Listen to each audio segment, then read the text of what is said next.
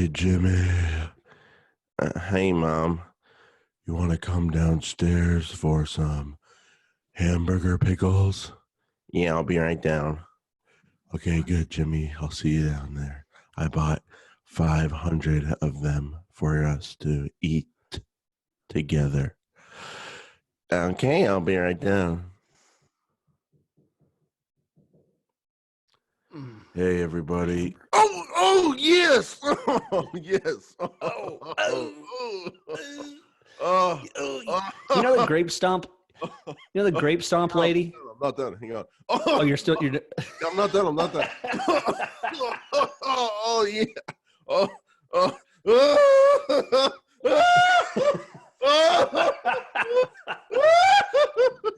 Oh my gosh.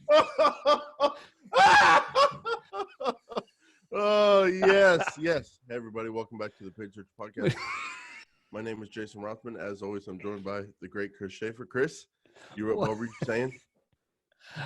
You remember the grape stomp lady? Like, you ever seen the grape stomp lady? The old video, from? Like, has to be like 15 years old or something. Internet video, where she's they're at this like Renaissance fair or something, and they're stomping grapes, and they're like, so you go and you stomp them, and then she falls off of her grape, and she hits the ground and loses her breath. She's like, ooh, man, go do yourself a favor, pause this and go look that up, and then come back, and you'll hear Jason in that voice. Oh, she's my predecessor. That same like, it's the same thing. All right, don't get me started here. Oh boy! All right, Chris, we're coming off our great debate. A lot of people were worried about each other's feelings, and just so everyone knows, it's purely about the debate, and nothing's personal. And but we'd love to get your feedback and hear who won, because there's always a winner. Yes, always. Yeah, and so Chris, if you're a patron, you can help shape the next great debate by placing your vote on our Facebook group. So join there. $2 per vote. Great price. Chris, last week or on Monday, you were the boy band member who got a little older and shaved his head and started wearing denim or something and started kind of recreating his career, reinventing himself. And this week, where are we going on safari? Oi. That's all I have. You used to say your wife picked out your clothes. Is that still going on? Oh. Or have things changed? Because you're wearing some very manly, rugged gear lately. No, she doesn't pick out my clothes unless we're going somewhere in public. This isn't considered public because this isn't real life. YouTube is not real life.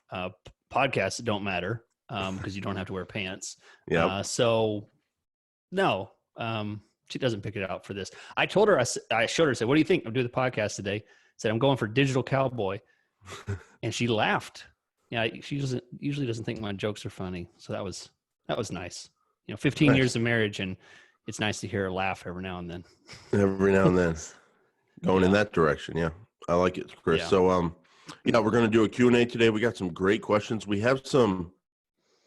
They're challenging. We have some challenging questions, Chris. They're not easy situations, and that's why they're questions. Send us your questions at paidsearchpodcast.com on the contact page, or leave us a message on Facebook or Twitter.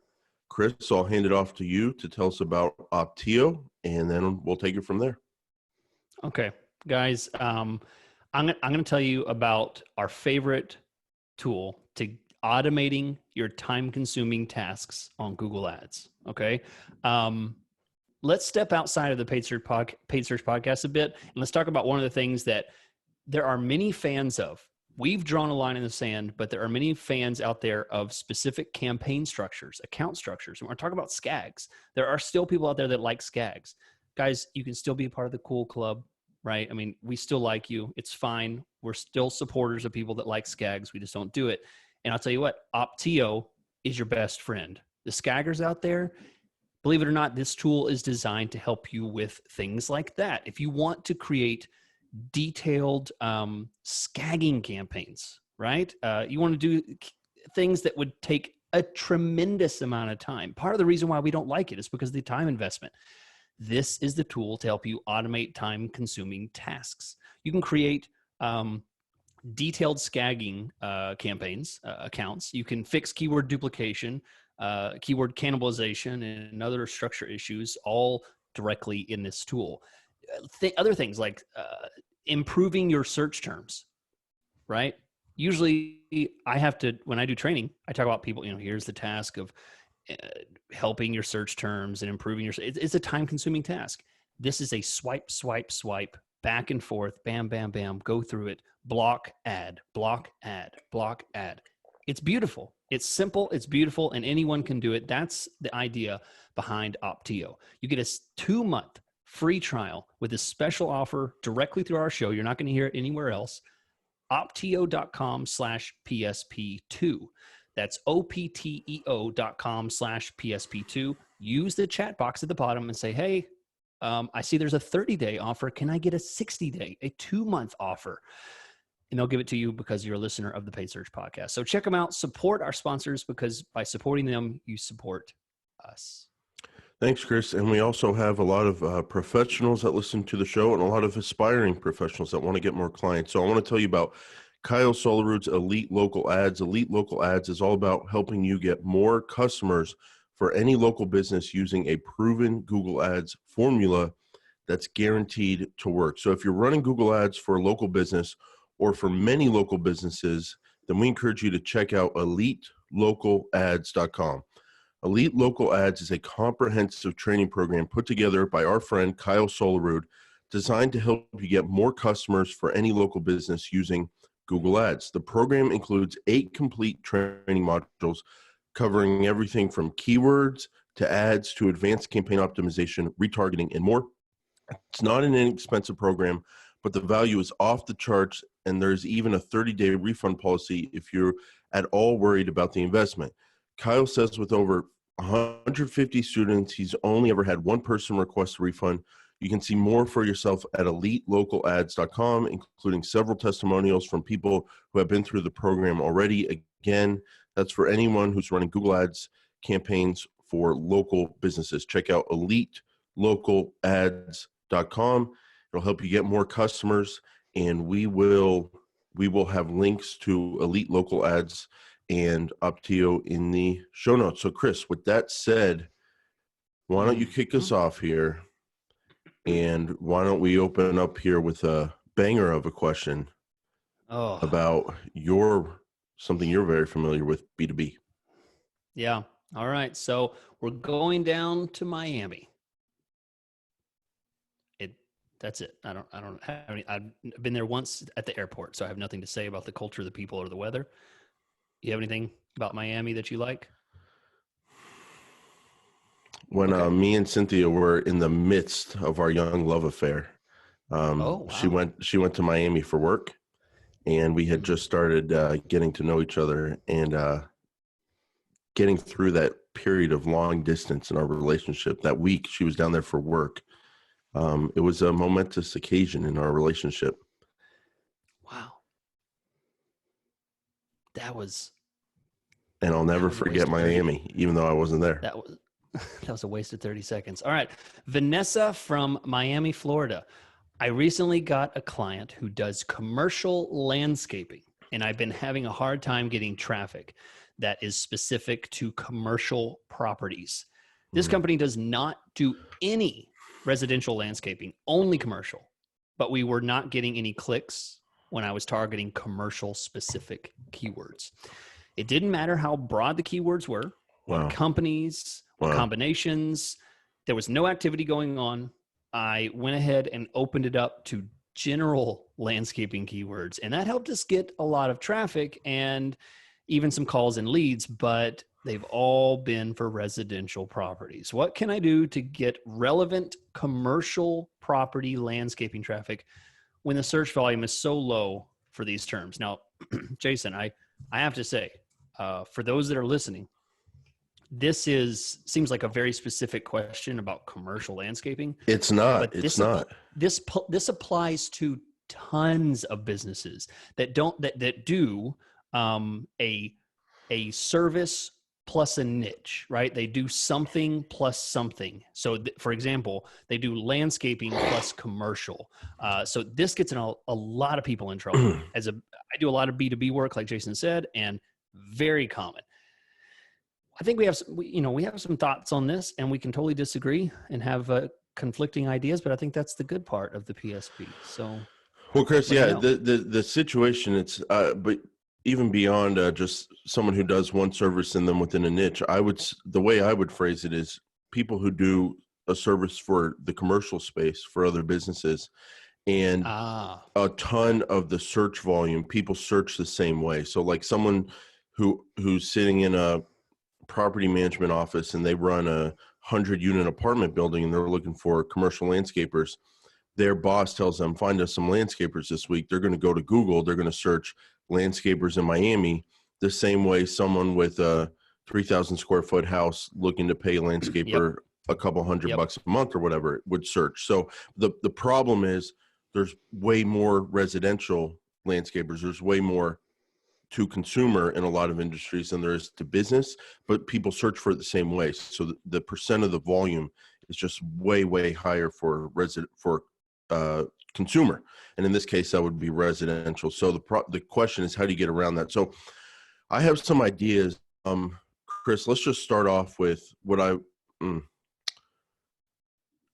need you to give me a key, like a key for a map, a legend to when I have a cuss word, like a word that starts with a B and ends with a T, and some people refer to it as BS. I need a substitute word I can put in there. So what word would I put in there right now? One of my favorite podcasts will have the word flower bed. Okay, so let me give you the flower bed answer, Vanessa. There you This go. is what any run-of-the-mill, non-hosting of a podcast Google Ads manager might tell you as they slide in there and take your money and do horrible work. Well, why don't we just put commercial in the ad copy, and then that way when people search for landscapers in Miami, they'll see that, oh, that's for a commercial company, and I'm looking for residential, so I'm not going to click on their ad. And then only the people who want commercial will click on the ad because it says commercial in that. So I'm just going to send you my invoice for $1 trillion right now, and we'll try this out, and I'll get back to you in 5 years, okay? So, Chris, what do you think of that flower bed answer? Is it flower bed? Yeah. Oh, it is absolute flower bed. And I have a super short answer. People don't read your ad copy. Clients read their own ad copy. Oh, yeah, they do. And they have plenty of thoughts about using the word free versus complimentary and stuff like that. Crap that just wastes, and burns years of my life. But, in general, news for you, your searchers in general do not read that well-written, whether you're going to say the word free or complimentary. They don't care, and they don't read it. One quick thing. One thing they do notice, Jason, they do notice price points. Okay. They do notice if you put $3,000 in a price point. Okay. They will see that. I have noticed a difference in that. Wow, Chris, that's the kind of insight I'm looking for on the show, because the most flower bed common answer we hear is put commercial in your ad copy, scare the people away. But I like what you said, Chris. There's a way you can kind of do that, but it has to do with the money. So that's one strategy to try. Now, let's continue with the theory here that one of my theories, Chris, is sometimes you just have to suck it up and target these overall keywords. Landscapers in Miami, you just have to target the overall keyword, knowing that 95% of the traffic, who knows, but a huge percent is going to be for residential. Now, my recommendation on how you get around that with these regular keywords is, number one, you have to have great conversion tracking in place if you're going to try to walk this line and try to square this circle. So you have to have great conversion tracking in place, but assuming you do, then I think you just target these regular keywords as one strategy, but you just bid super low amounts, knowing that the good conversion rate, like the amount of leads you get where they're actually looking for a commercial area and they're looking for a commercial landscaper, is going to be super, super low. But I don't like the idea of turning off the word landscapers in Miami, landscaping company Miami, when 10 percent, whatever, those are going to be commercial. So how do you feel about continuing to target those, putting the high price points in the ad copy to kind of catch people's eye, maybe along with the commercial stuff in the ad copy, but the price point really catches their eye, and doing low bids on those regular keywords because you can still get something from them? Does that sit well with you? Yeah, it does. And Vanessa, I would say my thought is this: if this was my campaign or my clients, I would have a commercial campaign with a very wide radius. I'm going to tell you As right wide now, as you can go for your business, right? literally ignore what they said and add another 5 or 10 miles on top of that. If they told you that we'll do a 5-mile radius, ignore that and add 15. Okay, go wider than they said. Wow. And This is a guy with a lot of experience here. do a commercial because You've seen they this. don't understand they don't understand the complexity of geographic targeting, right? Some IP rich guy address, lives in a Miami suburb, exactly 30 minutes from downtown, but he owns a big property downtown, kind of deal.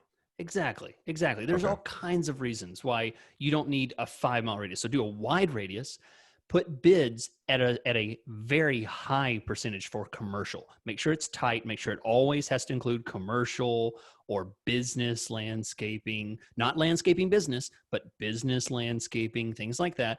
Bid high, try and get a 90% search impression share, get at the top of those positions, and expect to spend a little bit of money. Just like you're not going to spend much. Then you have a second one, just like Jason said, prioritize it. Give it as much budget as you can. You know, whatever the other one's not using, give it that budget and bid low, bid carefully. Don't get out of hand, but just, you know, put in the ad copy whatever you can to try and scare them away. It's not going to work. Dollar points. You know, dollar points might be nice. You know, just put you know, commercial is the very first headline one, the first word, you know, put the word commercial, you know, whatever you can do. It's not necessarily going to work. Apartments, for them, but building, warehouses, whatever. Yeah. Stuff like that. So put that on there and let them both run. And then on that general residential one, put a much tighter radius. The generic put a keyword. 5-mile. Go under what they said, right? Be very tight about that and ignore all competitor searches, block all competitor searches. And that's about as good as you can do. That's about as good as you can do. You would block competitor. Oh, yeah. Unless there's some competitor out there that only does commercial. Yeah. Exactly. That's a good point. Chris, I would say on the commercial ones, of course, have conversion tracking in place. But on those ones, even though you're not going to spend a ton because the volume's low, I would bid a ton. Like I'd be, since there's not a lot of volume, I'd be trying to get basically to the number one spot. As long as it's with conversions. But they need to be only commercial companies.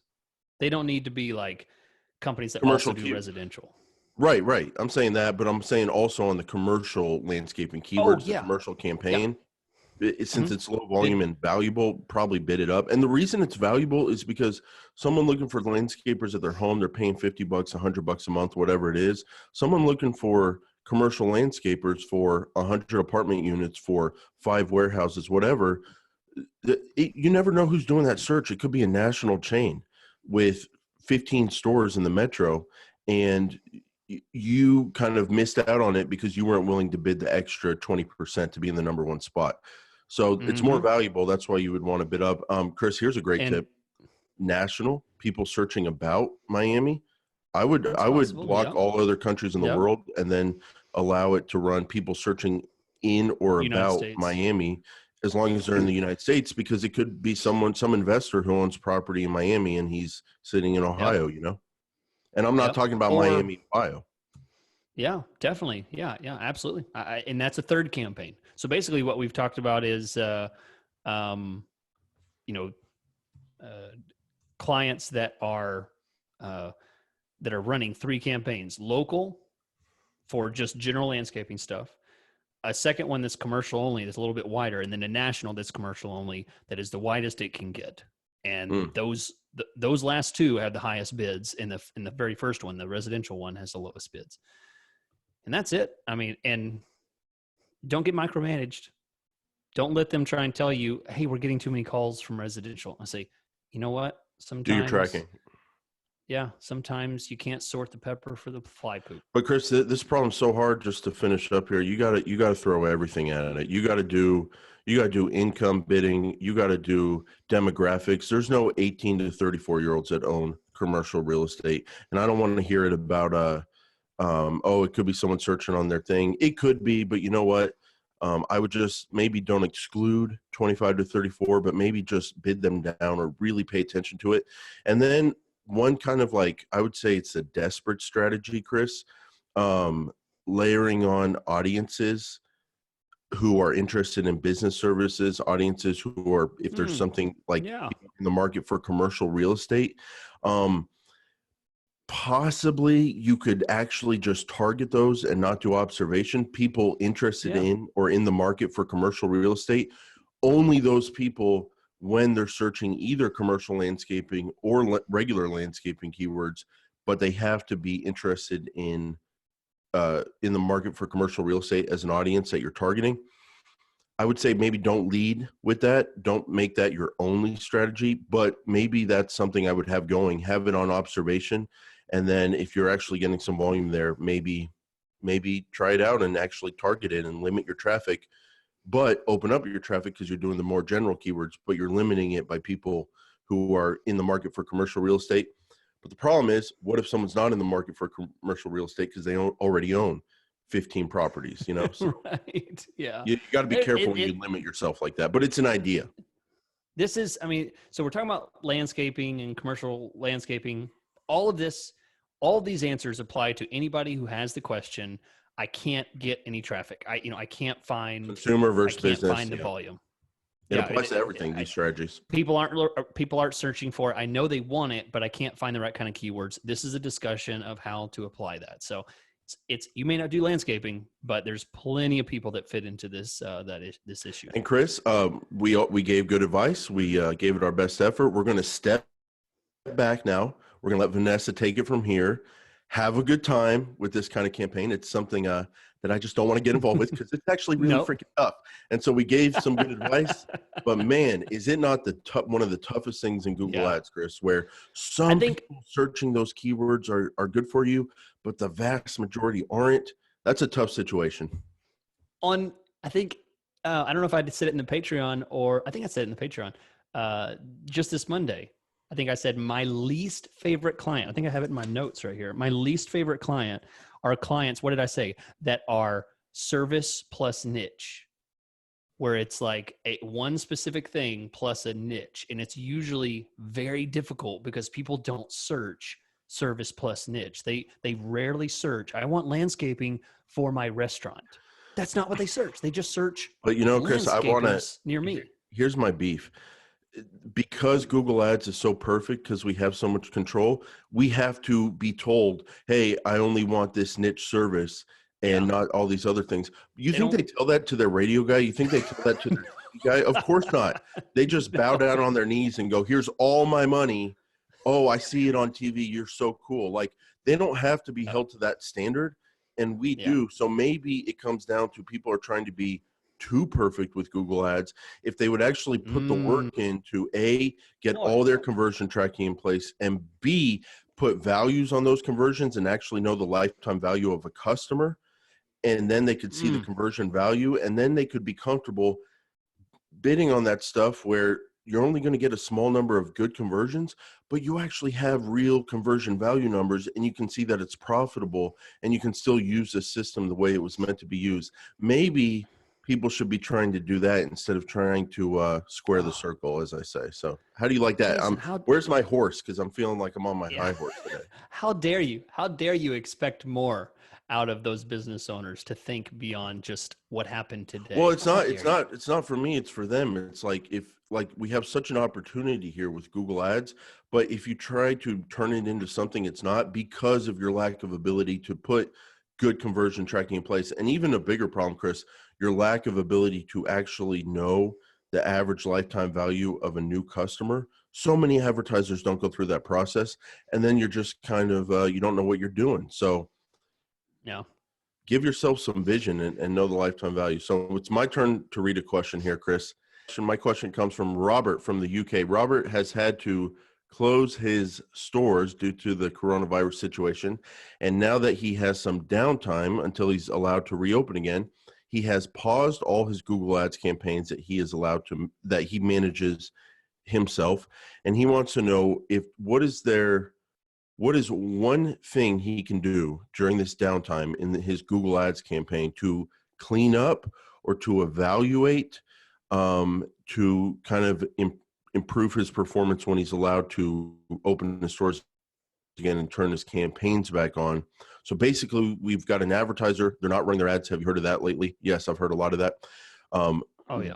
What is the best thing you can do during your downtime to kind of improve things going forward? Maybe stuff you normally wouldn't have time to do during the week-to-week rush of business when your campaign's normally on. Yeah. All right. So, Robert, I don't think entire campaign restructures are worthwhile. I don't think that's worth it. Even though you have a bunch of time, I think the effort invested, even if you have the extra time, is not worth the payout. So I think, I think my favorite thing is going to be, this is something that takes a lot of time.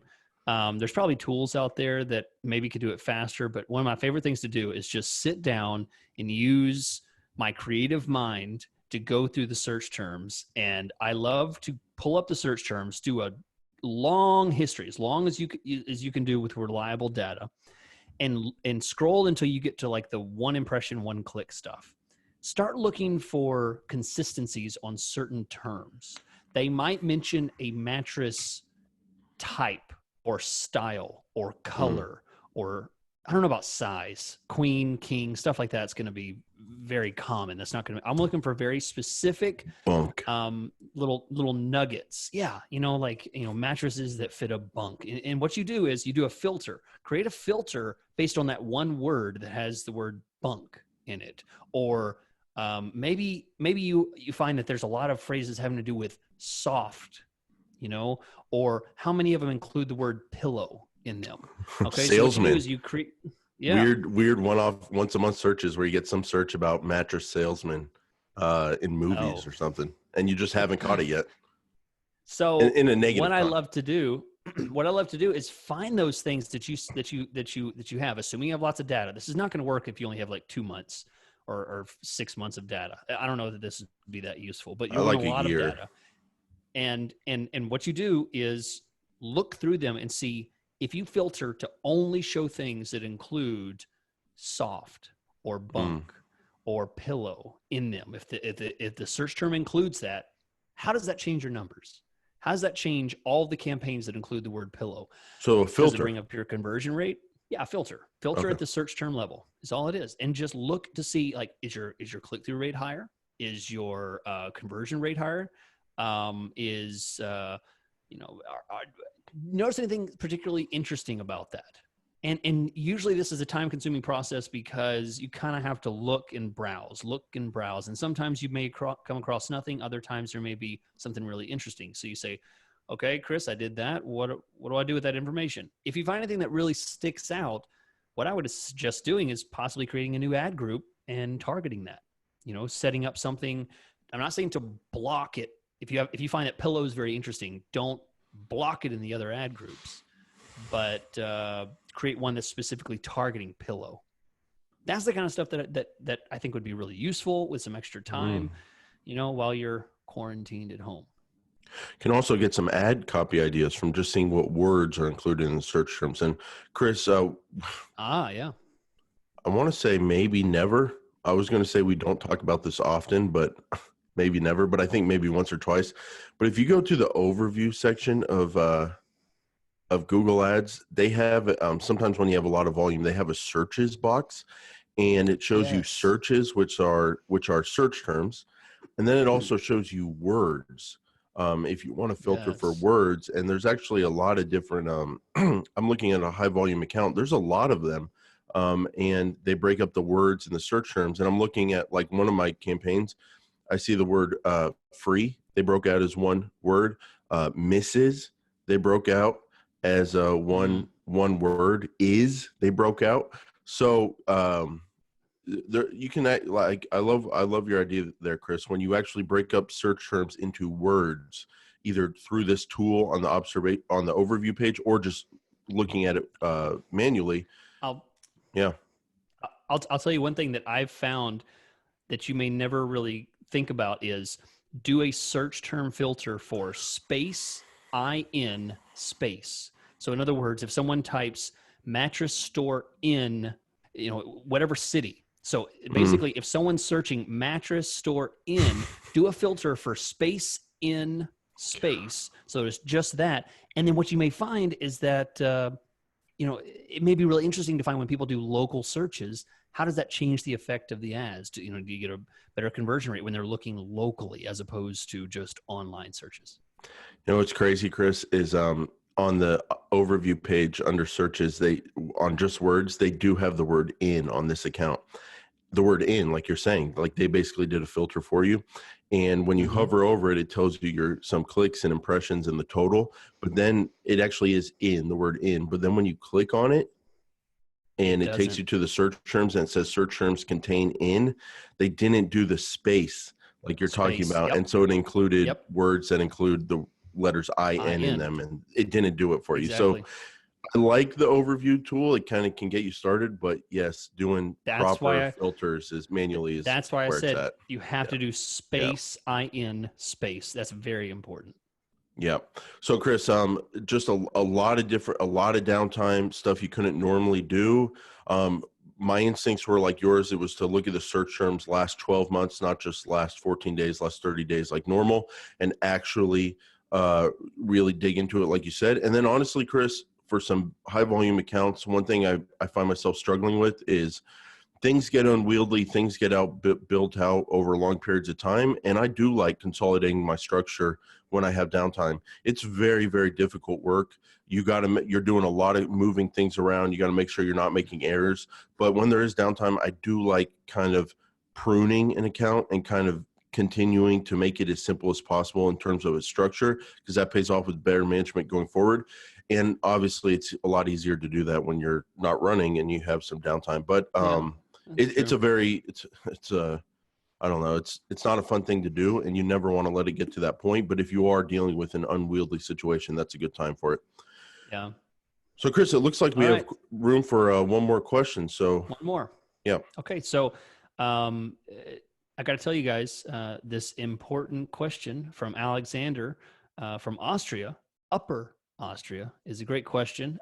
Before I tell you, I'm going to tell you about opteo.com/PSP2 is the URL to go to. Opteo.com/PSP2 will give you a 2-month free trial to check out their time-saving management tool. Okay, so guys out there that run agencies, you're a freelancer, or you're in-house and you work for a really large company, right? This tool is for you.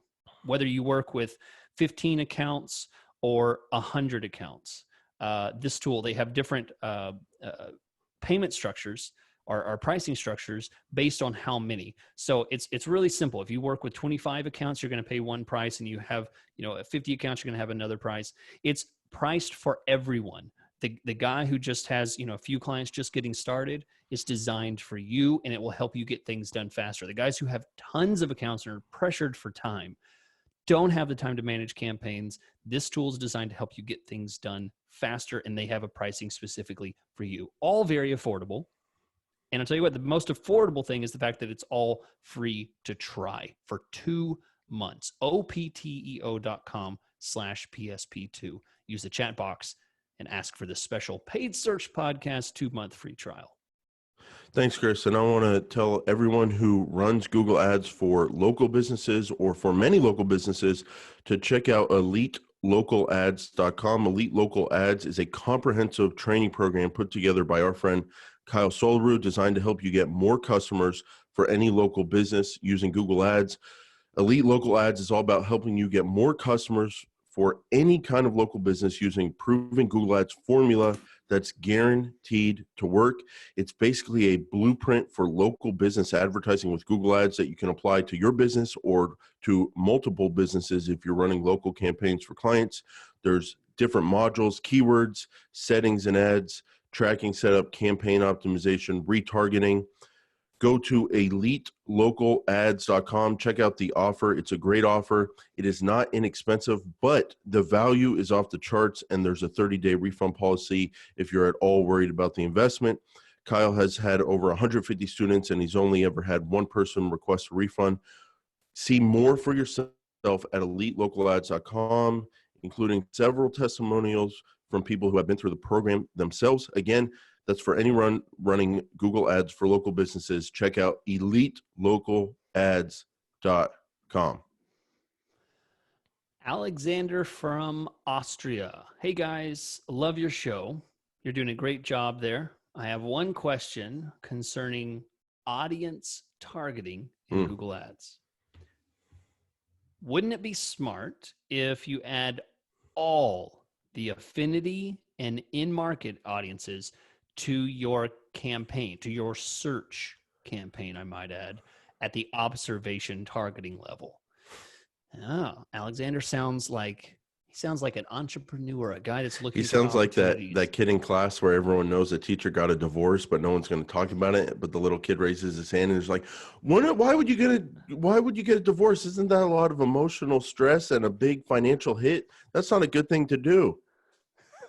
Well, no, Alexander, it's not, but things happen in life and you're a young child and you don't understand. Yes, Alexander, yes, adding every single affinity and in-market audience at the observation level, if that's even possible. I don't know if there's a limit on how many audiences you can add at one time, you can. But it's theoretically it's correct. Practically, I never hardly ever do this. But I would say maybe Alexander's question is a wake-up call. This should be a challenge for us, for all Paid Search Podcast listeners. No one involved with the Paid Search Podcast should ever run a search campaign ever again without at least one audience added as an observation to at least get that ball rolling. It should be a thing we do every time. Would you say that's fair, Chris? I think so. I think it's worth at least adding the highest level of the audiences. So if you're looking at the in-market audience, the affinity audiences, adding at least the highest level of those audiences, not breaking out the tree into the 1,500 other subcategories that they have, but having the highest level on there so that it turns out if there's any boost for people that are in the travel arena, if they do a little bit better, that could be worth it. Now, I'll say one thing. I think you were hinting at this in your very strange illusion about divorce. The thing is, No, I'm taking it back. I don't like it, Chris, because theoretically you could say is correct. But if you not target, I shouldn't use that word because target observation, got to be careful. If you observe every single audience, hey, isn't that basically like you're observing no audiences? Like, don't you have to be able to look at your data and actually get something from it and not look at 500 different audiences and kind of not be able to pull significant insights from it? Like, let's use our brains. Let's use only the audiences that we would think would have some relevance. Maybe let's take a shot, use a few out of the box ones. But I don't like the idea of going to, honestly, Chris, just managing a campaign and then you get this lower priority thing you're spending time with, just taking a shot at these audiences. And then you've got to kind of look at 70 different audiences and try to grab something from it. I think there's probably more valuable keeping it to a manageable level. If something doesn't work, take it out, try something new. But I don't like the idea of going in there and having to sort through dozens and dozens. I'd meet you halfway and say, I agree, Alexander. I think it's too much to add everything. Thank you. I don't think everything is worth it. I think I'm going to say, for standard practices, for your ability to even consume the amount of data that would be available with all of them, I would say just do the top level ones. I think it's about 20, 25, 30, something like that total. If you wanted to add the in-market audiences and the affinity, add those. And the reason I say add all of them is because he's throwing a fit. Here's my thing, Chris. Here's my thing. If you're running a moving campaign, no, you're not. Listen, you're not. Beyonce had the best. No, you're not. Oh, you said Beyonce. I'm sorry. Go ahead. I got distracted. Okay. So The reason I say all of them is because you never know what high level thing. I was looking into a campaign the other day, and it was a travel Garbage. in Dude. market. Garbage. It was an in market affinity. I don't remember which one, but it was a travel, and it was perfect. I was like, of course this fits. That makes perfect sense. It was beautiful, and I never would have added it because I didn't think about it. I didn't think initially that it would make a difference, but I saw the conversion volume on that observation audience, and it made sense. Okay. Was it an in-market one or an affinity? I think affinity. You know what I don't. You know what I'm having a little problem with, Chris, is I don't like the idea of running a moving campaign and then seeing that fast food enthusiast have a slightly higher conversion rate and then making a decision on that. Like I just my concern is there's going to be a lot of noise in that data, and there may not be the patience to actually gather a statistically significant amount. And just speaking from personal experience, I've screwed myself over with demographic data before, making two drastic decisions too quickly. And that was demographic data. So imagine when you get into fast food enthusiasts, people that love comedy movies, like I'm just worried about the noise of the data. That's all. Right. Just like a little concern from an experienced advertiser. Just to say, the reason I called out travel is because it had to do with an industry that would make a big difference when people traveled. You know, it would make a big difference in their interest in this product or service. So that's the idea. I completely agree. Just because you happen to get a really good conversion rate with fast food enthusiasts or someone who likes role-playing games, who the heck cares? Unless there's a direct connection, I would say don't take action on that, because you have no idea why. You have no information about why someone's in that group. You can't look at that group any closer. You can't segment that group out to figure out that group could change over time. Yeah, it's true. It's true. You have no ability to control it. It changes. It's constantly organic the way it changes. So in the end, add a moderate amount, manageable amount, and then change them if your gut tells you, yes, there's a connection here.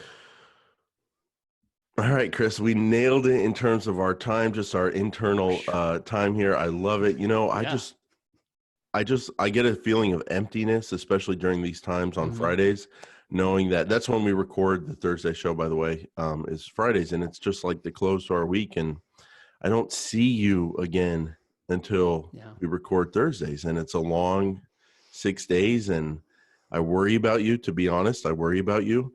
And I wish I wish we could do this every day, Chris. I just need an hour every day. That's all I need, every single day of your life. Do you want to commit to that right now? Yeah, I got a great hourly rate. I can pitch you. Just sign up for my my training, and I'll give you 1 hour every day. It's a great rate. Lots of people do it. So now, when I do that, do you want me to actually put my name and show up like this, or do you want me to put a fake name and wear like the little costume design and talk in a French accent? Hello, Chris. I'm a big fan. If you paid my going rate for training, and I can wear whatever I want. I would talk to you and pretend it was not actually you and play your role-playing game. Absolutely, I would. Maybe you're playing it right now and you don't know it. So thanks for listening, everyone. Thank you for leaving us reviews. Please leave us reviews. Please share the show. We're making a big push here in 2020. It's April, and I would love to see how much the show grows, doing it twice a week throughout the rest of the year. So thanks for listening. Thanks for sharing. We'll see you on Monday on the next episode of the Paid Search Podcast.